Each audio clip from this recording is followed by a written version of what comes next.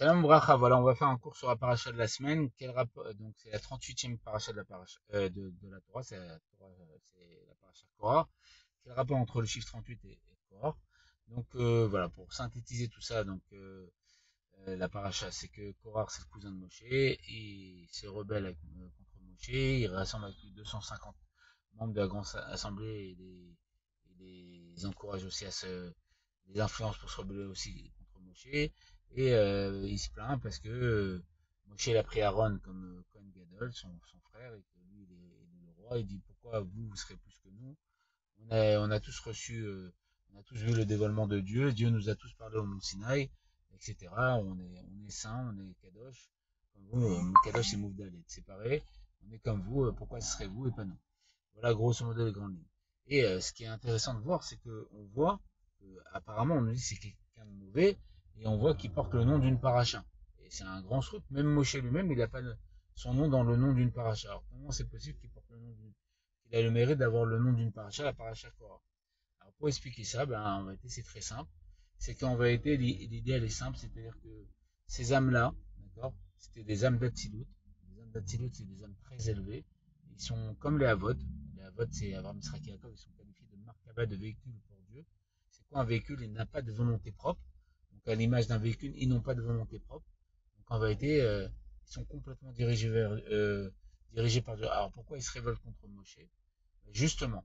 Et pourquoi il a mérité d'avoir son nom dans la paracha? Justement. Parce il a pris sur lui, Korah et les 250 membres de la grande assemblée, ils ont pris sur lui, eux, de se révolter contre Moshe, pour nous montrer que justement, il ne faut pas se révolter contre Moshe, parce que dans Moshe, il y a un nasi que Dieu l'a choisi, qui est Shrina Bedaberet Betor Grono, d'accord? Il y a la parole de Dieu qui parle dans sa bouche, comme marqué dans Zohar, Ishpash tout des Moshe Bedordor, dans chaque génération, et l'âme de Moshe qui revient. Et il y a un Nassi, comme le Rabbi dira un Nassi. Un Nassi, c'est le prince de la génération, qui est, comme dira Rashi, un Nassi ou Akol, le prince de la génération, c'est il est tout, et Kechol adore, il est comme tout le peuple. Et, et donc, dans Chokim, là-bas c'est marqué, et donc il ne faut pas se révolter contre lui. Donc eux, ils nous ont montré qu'ils sont révoltés, et en se révoltant, et ben, qu'est-ce qui se passe? Ils l'ont fait de telle manière qu'ils ont été prêts à se faire critiquer par toutes les générations, d'accord? Donc parce que dans chaque année, quand on arrive à la paracha à Korah, on dit voilà, c'est pas bien, il faut pas se révolter contre Moshe. La preuve, Korah il l'a fait, il a entraîné 250 personnes, ils ont été avalés par la terre, etc. Donc il est critiqué, il a pris sur lui, il a fait Misérot Nefesh en nom de soi pour le faire, pour être critiqué par toutes les générations, mais pour montrer aux générations qu'il ne faut pas se révolter contre Moshe. Dieu ne veut pas la preuve. Si on le fait, on peut être avalé par la terre, etc. etc. Donc voilà. Et c'est pour ça qu'il a mérité le nom d'une paracha. Et quel rapport avec le chiffre 38?